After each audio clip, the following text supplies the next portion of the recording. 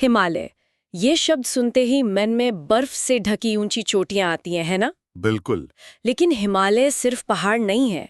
वो एक जीती जागती सांस लेती हुई फार्मेसी है। बिल्कुल सही कहा। एक ऐसी जगह जहां हजारों सालों से आयुर्वेद, सिद्ध और सोवा रिगपा जैसी चिकित्सा पद्धतियों को ताकत देने वाले औषधीय पौधे उगते हैं।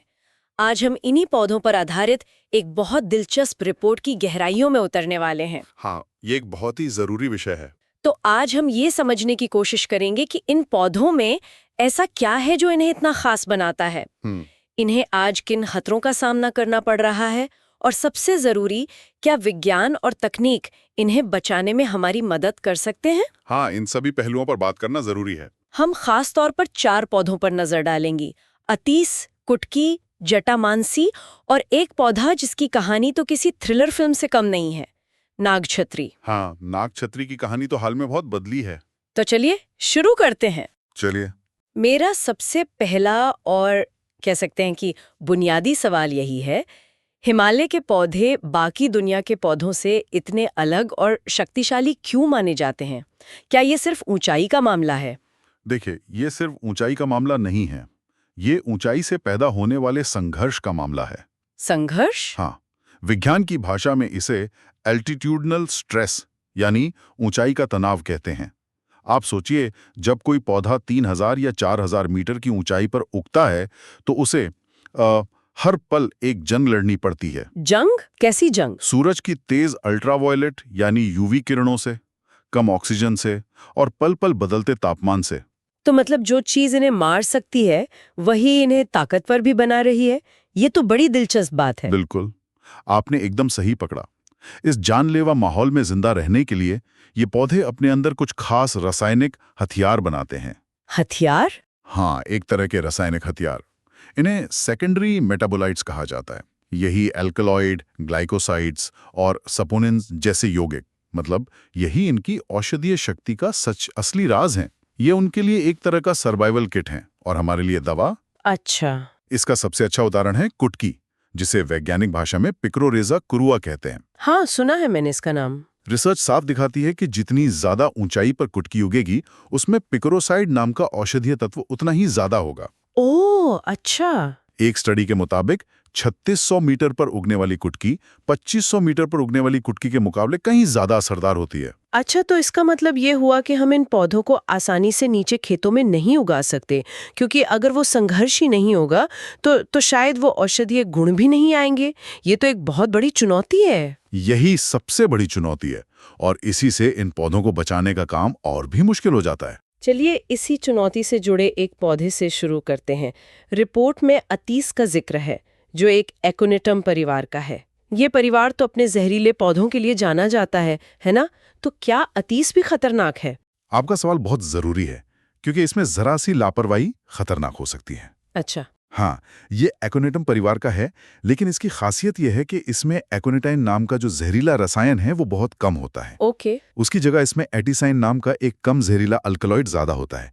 लेकिन, और ये बहुत जरूरी है, इसे सही तरीके से प्रोसेस करना बेहद जरूरी है। मतलब इसे शुद्ध करना पड़ता है। पारंपरिक वैद्य इसे इस्तेमाल करने से पहले शुद्ध करते हैं। अगर सही तरीके से इस्तेमाल ना किया जाए तो यह दिल और नर्वस सिस्टम पर बुरा असर डाल सकता है। और इसके फायदे क्या हैं? क्या आज का विज्ञान भी इसके पारंपरिक गुणों को मानता है? पारंपरिक रूप से तो इसे बच्चों के बुखार और दस्त में इस्तेमाल किया जाता रहा है। और हाँ, आधुनिक विज्ञान भी इसकी पुष्टि कर रहा है। कई स्टडीज बताती हैं कि इसमें हेपेटोप्रोटेक्टिव गुण हैं, यानी ये लिवर की कोशिकाओं को नुकसान से बचाता है। अरे वाह! और इससे भी आगे हाल की कुछ लैब स्टडीज में इसके अर्क ने कैंसर कोशिकाओं की बढ़त को रोकने में कामयाबी दिखाई है। तो हाँ, विज्ञान धीरे धीरे उन दावों को सही साबित कर रहा है जो हजारों सालों से किए जा रहे हैं। लिवर की बात आई तो कुटकी का जिक्र तो होना ही था। आपने बताया कि ऊंचाई से इसका सीधा संबंध है, लेकिन ये काम कैसे करती है? इसके पीछे का विज्ञान क्या है? कुटकी को आयुर्वेद में लिवर का रक्षक माना गया है। रक्षक? जी। इसके अंदर कुटकिन नाम के यौगिक होते हैं, जो असल में पिक्साइड 1 और पिक्साइड 2 का मिश्रण है। ये बहुत शक्तिशाली एंटीऑक्सीडेंट हैं, जो लिवर को फ्री रेडिकल्स के हमले से बचाते हैं। अच्छा, और रिपोर्ट में किसी नेटवर्क फार्माकोलॉजी और NF kappa B पाथवे का भी जिक्र था। ये सुनने में तो बहुत जटिल लगता है। हाँ, ये थोड़ा तकनीकी है, लेकिन मैं इसे आसान बनाने की कोशिश करता हूँ। देखिए, हमारे शरीर में जब भी कोई चोट या इन्फेक्शन होता है, तो एक अलार्म सिस्टम चालू हो जाता है जो सूजन पैदा करता है। इस अलार्म सिस्टम को चलाने वाले रास्ते को ही NF-kP सिग्नलिंग पाथवे कहते हैं। कई बीमारियों में ये अलार्म सिस्टम बेवजह बजता रहता है, जिससे शरीर को नुकसान होता है। 1 मिनट, तो ये NF-kP पाथवे एक तरह का इमरजेंसी स्विच है जो कभी-कभी मतलब खराब हो जाता है? बिल्कुल सही समझा आपने। नेटवर्क फार्माकोलॉजी जैसी नई तकनीक से पता चला है कि कुटकी सीधे जाकर इसी खराब स्विच को ठीक करती है, जिससे बेवजह की सूजन कम हो जाती है। ये तो कमाल है। हाँ, ये पारंपरिक ज्ञान और आधुनिक विज्ञान का बेहतरीन संगम है, जहां हमें पता चल रहा है कि हजारों साल पुरानी औषधि आखिर काम कैसे करती है। ये तो हुई लिवर की बात।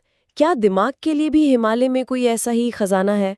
रिपोर्ट में जटामांसी का जिक्र है जो गंभीर रूप से लुप्तप्राय भी है। हाँ, जटामांसी या नाडोस्टैकस जटामांसी, इसे आयुर्वेद में दिमाग को शांत करने और याददाश्त बढ़ाने वाली औषधि माना गया है। इसका असली जादू इसके तेल में मौजूद जटामांसोन नाम के तत्व में है। ये न्यूरोप्रोटेक्टिव है, यानी दिमाग की कोशिकाओं को बचाता है। और रिपोर्ट में किसी एंजाइम को रोकने की बात भी थी, एसिटाइल कुछ ऐसा ही नाम था। एसिटाइल कोलिनेस्ट्रेज या संक्षेप में ACHE। हाँ वही। तो क्या ये दिमाग के लिए एक तरह का विलन है और जटामांसी उसे रोकने वाले सुपर हीरो की तरह काम करता है? आपकी ये मिसाल एकदम सटीक है। अच्छा। हाँ, ACHE एक ऐसा एंजाइम है जो दिमाग में संदेशों के लेन देन के लिए जरूरी एक केमिकल को नष्ट कर देता है।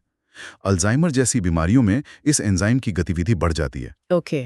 मॉलिक्यूलर डॉकिंग जैसी कंप्यूटर आधारित स्टडी से पता चलता है कि जटामांसी के यौगिक सीधे जाकर इस विलन एंजाइम को रोक देते हैं, जिससे दिमाग बेहतर तरीके से काम कर पाता है। लेकिन अगर ये इतना फायदेमंद है तो इसके साथ क्या चुनौती है? सबसे बड़ी चुनौती है मिलावट। मिलावट? हाँ, बाजार में सिलिनम वैजिनेटम नाम की एक जड़, जिसे स्थानीय लोग भूतकेशी कहते हैं, को जटामांसी बताकर बेच दिया जाता है। भूतकेशी, ये नाम तो बड़ा अजीब है। क्या आम इंसान इसमें फर्क कर सकता है? बहुत मुश्किल है। इसकी गंध और बनावट लगभग एक जैसी होती है। सिर्फ एक अनुभवी वैद्य या लैब टेस्ट ही इसका फर्क बता सकता है। तो इसी मिलावट की वजह से कई बार लोगों को असली दवा का फायदा नहीं मिल पाता होगा। बिल्कुल, यही होता है। अब उस पौधे पर आते हैं जिसकी कहानी मुझे सबसे ज्यादा हैरान कर रही है, नागछत्री। रिपोर्ट कहती है कि इसके लिए एक तरह की गोल्ड रश मची हुई है। ऐसा क्या मिल गया है इसमें? ट्रिलियम गोवेनियनम यानी नागछत्री की कहानी हाल के कुछ सालों में ही पूरी तरह बदल गई है। पहले ये सिर्फ लोक चिकित्सा में कुछ छोटी मोटी बीमारियों के लिए इस्तेमाल होता था, लेकिन हाल ही में वैज्ञानिकों ने पाया कि इसकी जड़ों में स्टेरॉयडल सैपोनिन का भंडार है, जो दवा उद्योग के लिए सोना है। और फिर उन्हें एक ऐसी चीज मिली जिसने सब कुछ बदल दिया। वो क्या थी? इसकी जड़ से एक बिल्कुल नया यौगिक खोजा गया, जिसका नाम रखा गया ट्रिलियमोसाइड ए। ट्रिलियमोसाइड ए? हाँ, जब इसे लैब में फेफड़ों की कैंसर कोशिकाओं A549 सेल्स पर टेस्ट किया गया तो नतीजे हैरान करने वाले थे। यह यौगिक लगभग उतना ही शक्तिशाली निकला जितने कीमोथेरेपी में इस्तेमाल होने वाले कुछ एजेंट होते हैं। 1 मिनट, आप कह रहे हैं कीमोथेरेपी जितना असरदार? ये तो अविश्वसनीय है। क्या ये सच में उतना ही प्रभावी है या ये सिर्फ शुरुआती लैब के नतीजे हैं? देखिए, ये भी शुरुआती लैब के नतीजे हैं। इंसानों पर ट्रायल अभी दूर की बात है, लेकिन ये अभूतपूर्व है और इसका काम करने का तरीका भी बड़ा दिलचस्प है। वो कैसे? ये किसी जहर की तरह कोशिकाओं को नहीं मारता। तो फिर ये काम कैसे करता है? ये बहुत स्मार्ट तरीके से काम करता है। ये कैंसर सेल के अंदर जाकर एक तरह का सेल्फ डिस्ट्रक्ट बटन दबा देता है। Self destruct? हाँ, विज्ञान की भाषा में इसे अपोप्टोसिस कहते हैं, यानी कोशिका को अपनी ही जान लेने के लिए मजबूर करना। ये सीधे कैंसर सेल के DNA को नुकसान पहुंचाता है और उसे खुद को खत्म करने का सिग्नल देता है। अरे बाप रे! इसी खोज के बाद से पहाड़ों में इस पौधे के लिए होड़ मच गई है और इसकी अवैध कटाई आसमान छू रही है। ये सब सुनकर एक तरफ तो बहुत उम्मीद जगती है, लेकिन दूसरी तरफ डर भी लगता है। हमारे पास ये अद्भुत पौधे हैं, लेकिन ये सभी गंभीर खतरे में हैं। बिल्कुल, इनके सामने दो बड़े और बहुत अलग तरह के खतरे हैं। पहला तो साफ है, जरूरत से ज्यादा कटाई। जैसा हमने बात की, जटामांसी और अतीस IUCN की रेड लिस्ट में गंभीर रूप से लुप्तप्राय हैं। इनकी जड़ें या कंद खोदे जाते हैं, जिससे पूरा पौधा ही खत्म हो जाता है और उसके दोबारा उगने की कोई गुंजाइश नहीं बचती। बिल्कुल नहीं। और दूसरा खतरा क्या है? दूसरा खतरा ज्यादा छिपा हुआ और शायद ज्यादा खतरनाक है, जलवायु परिवर्तन। जलवायु परिवर्तन, जी, वो कैसे? इसे वैज्ञानिक फिनोलॉजिकल शिफ्ट कहते हैं। रिपोर्ट में अतीस का एक हैरान करने वाला उदाहरण दिया गया है। तापमान बढ़ने की वजह से अतीस अब 17 से 25 दिन पहले खिल रहा है। तो इससे क्या फर्क पड़ता है? फूल तो खिल ही रहे हैं। फर्क ये पड़ता है कि हो सकता है कि जब फूल खिलें तब उन पर परागण करने वाले कीड़े वहां मौजूद ही ना हो। ओह, उनका आने का समय तो पुराना ही है, मतलब फूल तो खिल रहे हैं लेकिन उनका अपॉइंटमेंट अपने पॉलिनेटर से मिस हो रहा है। अच्छा। और अगर परागण नहीं होगा तो बीज नहीं बनेंगे और उस पौधे का वंश वो आगे बढ़ना ही बंद हो जाएगा। ये एक धीमी मौत की तरह है। तो क्या इसका एकमात्र समाधान इन्हें खेतों में उगाना ही है? समाधान की राह उतनी सीधी नहीं है, लेकिन हाँ, स्थायी खेती ही सबसे बड़ा जवाब है। पर जैसा हमने शुरू में बात की, इन पौधों को खेत में उगाना गेहूं या चावल उगाने जैसा नहीं है। इन्हें वही खास माहौल चाहिए। यहीं पर तकनीक काम आती है। जैसे अतीस के बीजों को अंकुरित होने के लिए 4 डिग्री सेल्सियस पर कई हफ्तों तक एक चिलिंग ट्रीटमेंट देना पड़ता है, जिसे स्ट्रैटिफिकेशन कहते हैं। अच्छा। इसके बिना वे उगेंगे ही नहीं। जटामांसी जैसे धीरे धीरे बढ़ने वाले पौधों के लिए लैब में टिश्यू कल्चर से हजारों पौधे तैयार करना एक तेज और असरदार तरीका है। क्या जमीन पर इसका कोई सफल उदाहरण है? हाँ, और ये बहुत प्रेरणा देने वाला है। उत्तराखंड का घेंश गांव इसकी एक बेहतरीन मिसाल है। घेश गांव? जी, वहां के किसानों ने पारंपरिक फसलों की जगह संगठित होकर कुटकी की खेती शुरू की। इससे न सिर्फ जंगली कुटकी पर दबाव कम हुआ, बल्कि रिपोर्ट के मुताबिक उन किसानों की आय में 3 से 4 गुना तक की बढ़ोतरी हुई। अरे वाह, ये तो कमाल है। हाँ, ये एक ऐसा मॉडल है जहां संरक्षण और आजीविका साथ साथ चलते हैं। ये तो बहुत अच्छी बात है, लेकिन क्या इससे इन पौधों के बाजारीकरण का खतरा नहीं है? मतलब कहीं ऐसा तो नहीं कि बड़ी कंपनियां फायदा उठाएंगी और ये किसान सिर्फ मजदूर बनकर रह जाएंगे? ये एक बहुत ही जायज चिंता है और घेशे जैसे मॉडल की सफलता इसी बात पर निर्भर करती है कि समुदाय का उस पर कितना नियंत्रण है। अगर किसान सिर्फ उगाकर बेच रहे हैं तो उन्हें कम दाम मिलेगा, लेकिन अगर वे सहकारी समितियां बनाकर प्रोसेसिंग और मार्केटिंग भी अपने हाथ में रखते हैं तो ज्यादा फायदा उन्हें ही मिलता है। सही बात है। इसमें सरकारी नीतियों और गैर सरकारी संगठनों की भूमिका बहुत महत्वपूर्ण हो जाती है, ताकि ये सुनिश्चित हो कि फायदा जमीनी स्तर तक पहुंचे। रिपोर्ट में भविष्य के कुछ और तकनीकों का भी जिक्र है, जैसे नैनो फॉर्मुलेशन और क्रिस्पर। ये इन पौधों के भविष्य को कैसे बदल सकते हैं? विज्ञान अब सिर्फ इन पौधों को बचाने पर ही नहीं, बल्कि इनकी क्षमता को और बढ़ाने पर भी काम कर रहा है। अच्छा। नैनो फॉर्मुलेशन इसी का एक उदाहरण है। जटामांसी जैसी जड़ी बूटियों का पूरा असर इसलिए नहीं हो पाता क्योंकि उनके औषधीय तत्व हमारे दिमाग तक पहुंचने वाली एक दीवार, उसे ब्लड ब्रेन बैरियर कहते हैं, उसको आसानी से पार नहीं कर पाते। तो नैनो कण एक तरह की कुरियर का काम करते हैं? बिल्कुल।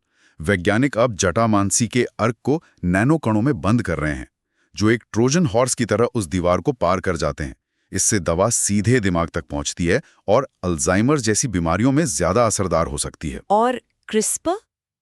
ये तो जीन एडिटिंग तकनीक है, इसका क्या रोल है इसमें? क्रिस्पर भविष्य में एक क्रांतिकारी बदलाव ला सकता है। आप कल्पना कीजिए कि हम पौधों के जीन्स को इस तरह एडिट कर सकें कि वे कम ऊंचाई पर बिना किसी तनाव के भी वही कीमती औषधीय यौगिक ज्यादा मात्रा में पैदा कर सकें। अगर ऐसा हो गया तो हमें इन रसायनों के लिए ऊंचे पहाड़ों के नाजुक जंगलों पर निर्भर नहीं रहना पड़ेगा। हम इन्हें कहीं भी उगा सकेंगे। तो आज की हमारी इस पूरी चर्चा का सार ये निकलता है कि हिमालय ऊंचाई के तनाव से चलने वाली एक अद्भुत केमिकल फैक्ट्री है।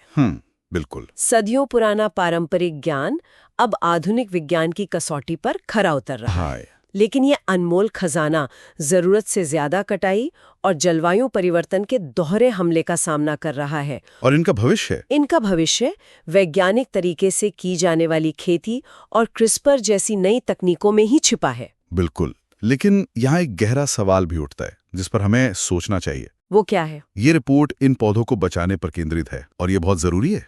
पर जरा सोचिए, जब हम क्रिस्पर जैसी तकनीक का इस्तेमाल करके इन पौधों से उनका औषधीय जादू निकालकर किसी लैब या खेत में किसी भी ऊंचाई पर बना लेंगे, तो क्या हम दवा तो बचा लेंगे, लेकिन उस हिमालय को खो देंगे? यानी उस अनोखे तनावपूर्ण वातावरण को जिसमें इन गुणों को जन्म दिया था। वाह! प्राकृतिक चिकित्सा के भविष्य के लिए इस बदलाव का क्या मतलब होगा?